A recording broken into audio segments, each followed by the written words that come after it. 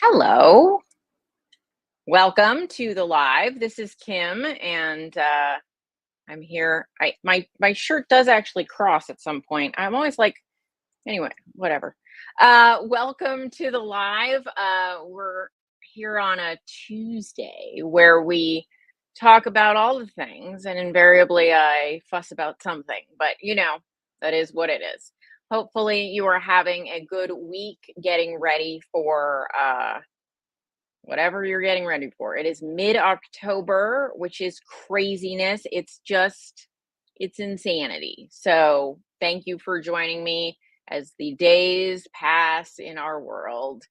Um, whoever is watching right now, I'm happy to talk about whatever you'd like to talk about. So please feel free to write in with questions through the comment box. If you're catching me on the replay, feel free to put questions in the comments so that I can see them and then I'll start with those questions next time.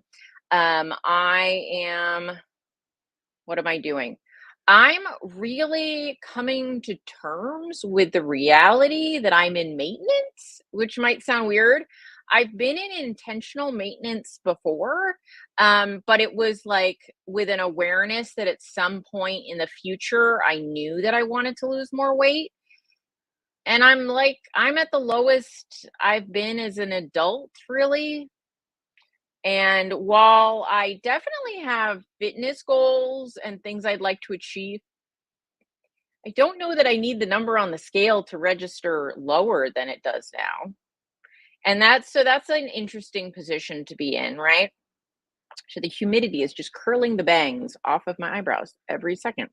And so, that's this is the problem with bangs, people. You're always obsessed with like, what are they doing? Um, so yeah. So I'm sort of in that place where I'm like, this is a territory where there's much more learning in my life around you know, is there additional well, there are additional goals. Absolutely. I absolutely have additional goals, but it's, what what do I care about what the scale says anymore, right? It's good. And that's a place where I've visited before, right? I've gone through a year where I intentionally maintained because it felt like the right move at that time because, additional weight loss didn't feel super reasonable.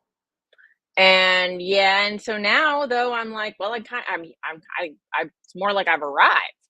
And so, but it's been sort of over the last year, the slow last 20 pounds has been the thing, right? Anyway, I'm getting no comments. I see there are people watching, but I'm getting no comments. So does anyone have a question or something you want to know about? That's just what's going on with me. That I'm like, okay, well, I'm here. And people used to write into my Q&As and be like, "Are you in maintenance?" And I'd be like, "Well, that's such a prickly question, and I don't know." And and now I'm like, "Oh, okay, yeah. Apparently, I am." And so, which is an interesting spot. Anyway, so one of the things that I was talking about with a client today was about when your goals get murky or when you've lost track of your why, that it can be harder to come to like stick with things, right? That losing sight of your why can be really important. So one of the things that I try to do whenever things seem suddenly like pretty hard, I think one of the things to look at is, is your why still straightforward, right? Share Bear says, "How did I lose weight? I'm struggling to lose." So, okay. So my weight loss journey has been about 8 years. So I started by going on a strict ketogenic diet, and I was keeping my carbs under 20 grams, and I was um, eating in a way that was completely different than I'd ever eaten really before, in terms of limiting the carb count anyway. And then I did that for a couple of years, and then I switched to more of a like higher protein, low carb, though no longer ketogenic diet. And that is pretty much what I've been doing, sort of a low carb, higher protein, calorie moderated diet. So I'm a calorie person. Um, and just did phases of um maintenance. So times when I tried to eat in neither a surplus nor a deficit, but just eating the amount that's going to keep my weight stable. And then going into a cut or a period of time where I would try to lose weight and then back to stable and then a cut. And then occasionally I did something called a reverse diet, which is a time you're eating a little bit more in an attempt to kind of rev up your metabolism. And so I just went through cycles and I just stuck with it. But mainly it was eating in a way that my body responded to. So paying a lot of attention to what the response was in my weight. So Cher, I know that's a very long-winded answer, but really the long and the short of it was I started, keto when I was more insulin resistant, tried to get my insulin resistance down, tried to get in a healthier body with in terms of my blood work, in terms of my hormones. And then over time it transitioned where the thing that seemed to matter more was my body wanted more protein and that I have to be more active and eat less was kind of what I had to adjust to over time. And in terms of like you said, you're struggling. So I think, for each of us, what we have to do on this journey is evaluate what is and isn't working for us. What is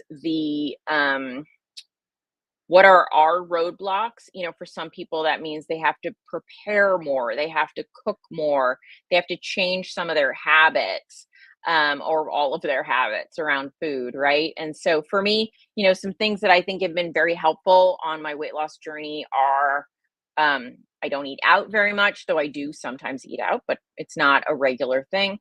I cook.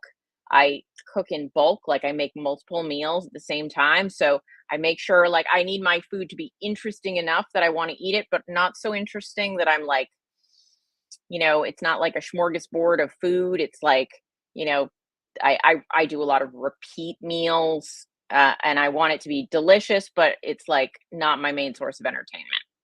Um, Cher says, thank you. I started doing keto 2 months ago, under 20 grams, doing about 1,500 calories. So yeah, how many calories each of us needs is very individual. Um, the way that I often look at it is, there might be a person much smaller than me and even less active than me that eats a lot more than me. And I can't focus too much on whether or not that's fair. It's just what is real. And so you just have to I look at, what is my weight doing versus how much am I eating and then I kind of take that as feedback about to adjust up or down from there. Um, Jean says, love the Common Sense Labs manual I wrote with Ken Berry. Thank you so much. We are very happy and proud and happy for the next version that's going to come out. We have it at the editor. What do you call it? The publisher. We're working on edits with the publisher. I'm like, not the printer. What's the word? I don't know what the word is. Anyway, so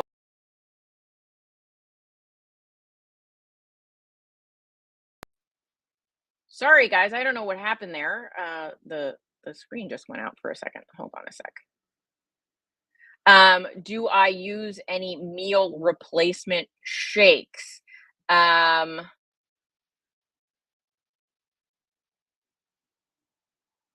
Sorry, my brain. I was like just reading all the comments. It's that wasn't. I looked like I was so confused by that question, didn't I? What? No.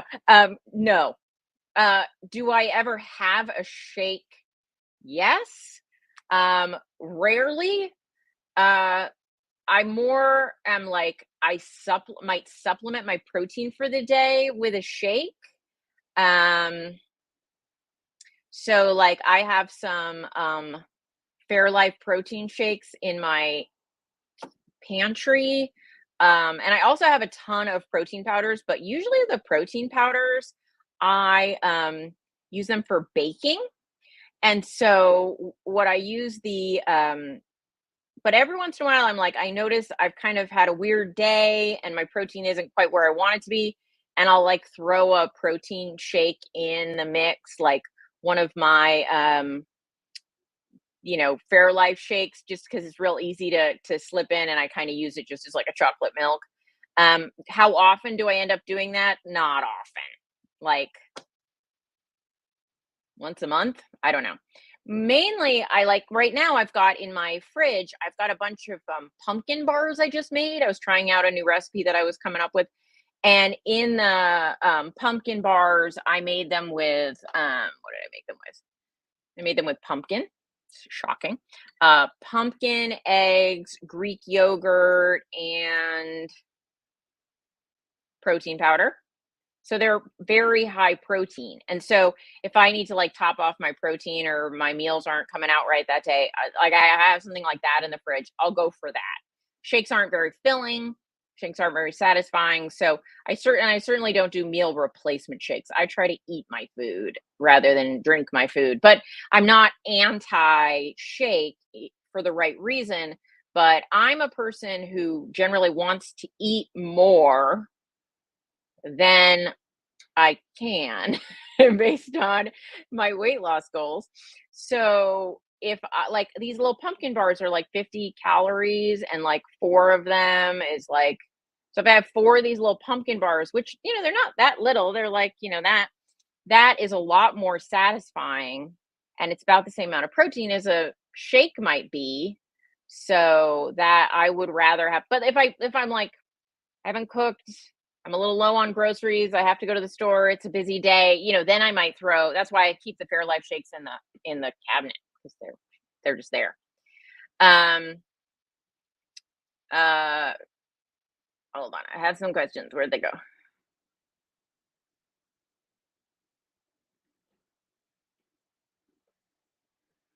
Amy asked, should you consume more protein on days you lift weights, even if you're not hungry? You need to meet your minimum protein needs, especially if you've worked out. But more is a question, right? So, what is a sufficient amount of protein to get in? I would say if you're eating around 1.6 grams of protein per kilogram of your reference body weight. So let's say, oh no, here it is. It's like, where's the calculator? All right. So let's say your reference body weight is 150 pounds. So, so if I'm trying to figure out how much, so if I take 1.6, no, hold on. So 150 pounds divided by 2.2, so that's getting from pounds to kilograms. So 150 pounds is 68 kilograms, give or take. And then I multiply that by 1.6 grams per kilogram, that's 109 grams of protein. So somebody whose sort of reference body weight is 150 pounds, you'd want to make sure to be hitting around 109 grams of protein. And there is some benefit to getting, at least one protein rich meal in the arena of your workout. It's not like it has to be right on top of it. You don't have to like chug back a shake while you're still sweating, but within a couple of hours. So if you can do that, that's beneficial. So you say, should I always consume more protein on days you lift weights even if you're not hungry? You don't need more protein, you just need enough protein. So hopefully that answers the question. Hey, Catherine, good to see you. Um, yeah, Marie, yeah, it can't be entertainment, right?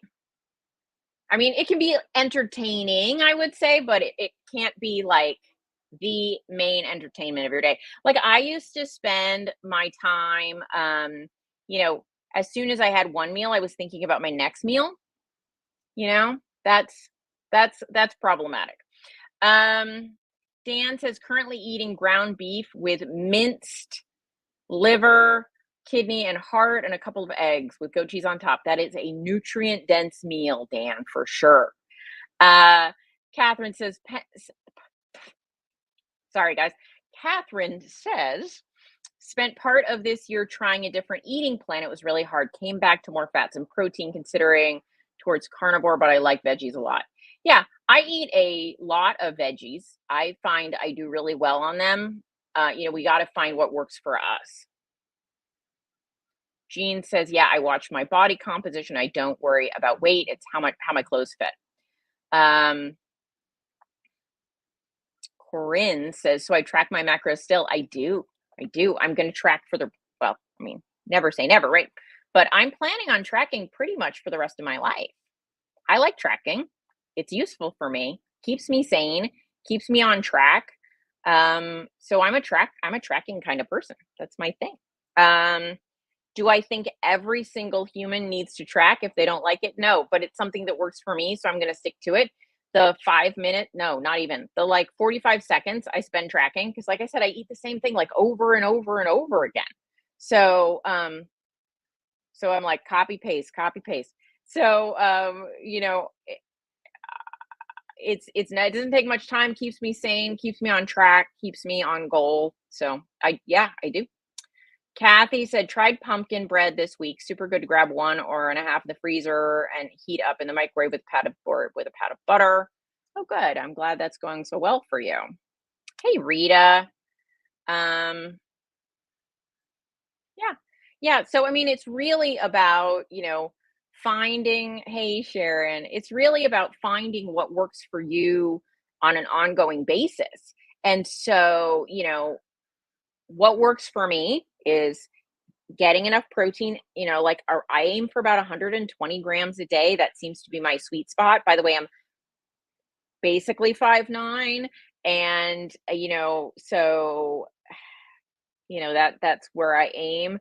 I'm trying to work out more. I work out 2 days a week, but I want to go. I think sometimes I don't push hard enough, so I want to push a little harder in the gym, and maybe add a third day. Now I'm looking at my goals. I track my macros. I keep in line my calorie intake with what I want my body to be doing, whether I'm in maintenance versus trying to lose weight. And like I said, I'm basically in maintenance now, which is, weird.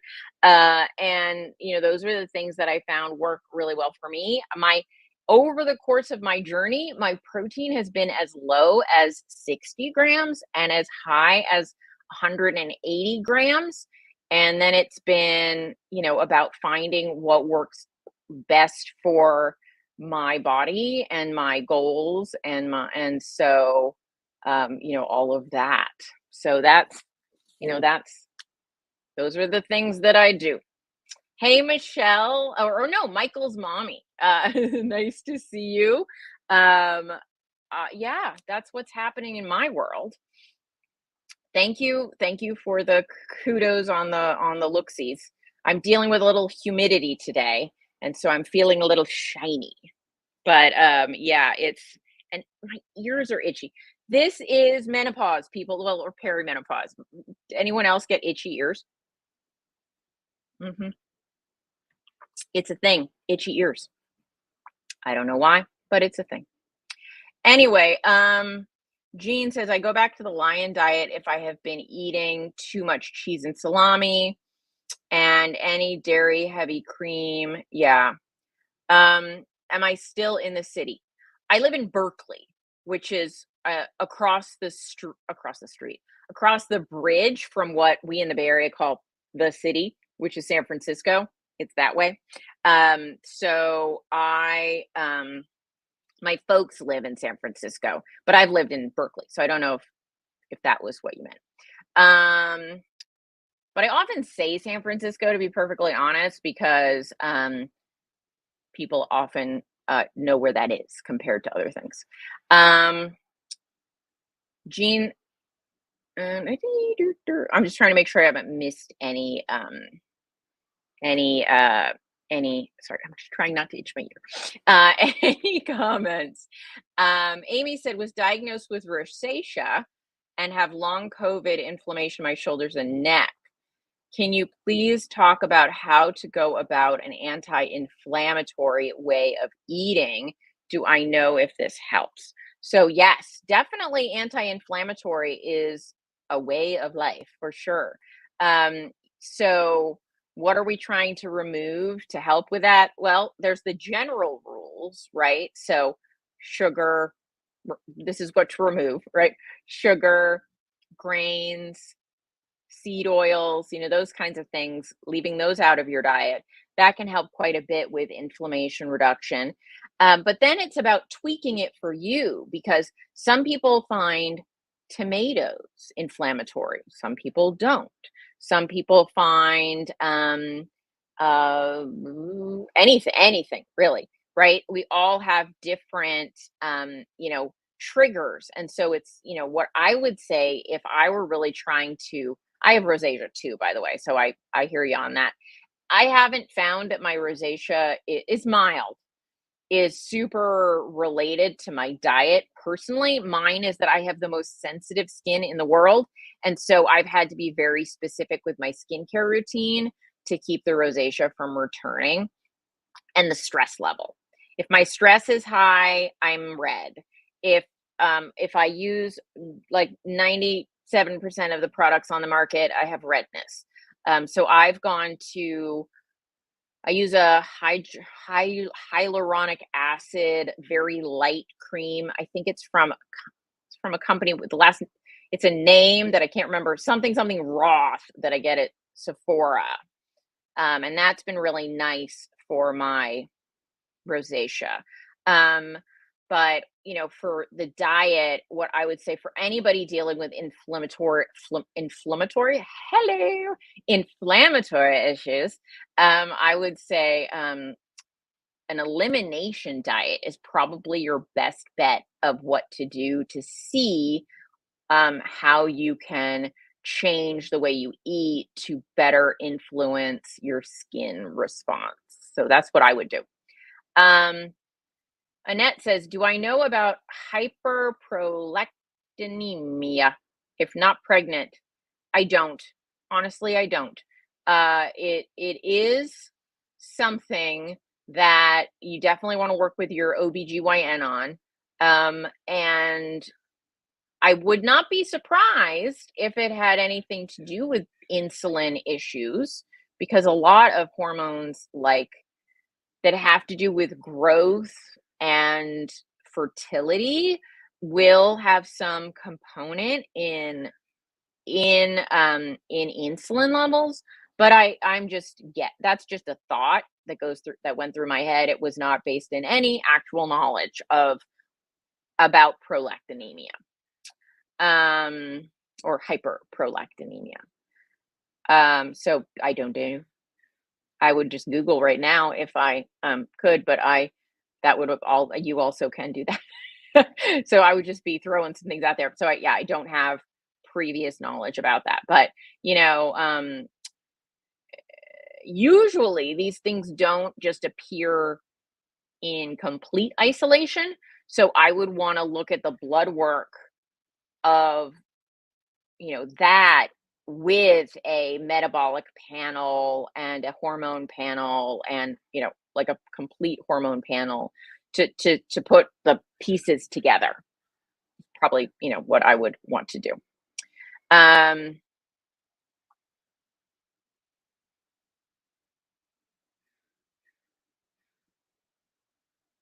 I'm just looking. Kathy says the most effective thing I did was get off the seed oils, grains, and sugars out of my house. That helped me um a lot. So some of the temptations are gone. Stay strong, Share Bear. Absolutely.